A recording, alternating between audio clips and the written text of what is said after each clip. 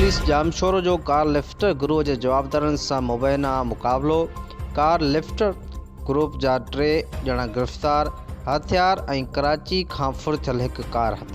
तफ़सील मूजिब CI police Jamshoro Bulhari link road checking दौरान एक कार के रोकण की कोशिश कई त कार सवार जवाबदारनि पारां पुलिस ते मुबैना फायरिंग करे ॾिनी, जंहिं पुलिस मुबैना मुक़ाबले बाद कार लिफ्टर ग्रोह के 3 ॼणनि वकार अली जुणेजो, गुरफार सोलंकी ऐं वकार गोपांग के गिरफ़्तार करे वटन 3 पिस्टल ऐं कराची में फुर थियल एक कार हथ करे वरती है। ओॾां पुलिस मूजिब जवाबदार कराची खां गाड़ी फुर करे अची रहा हुआ त रोकण ते हिननि पुलिस ते फायरिंग करे ॾिनी।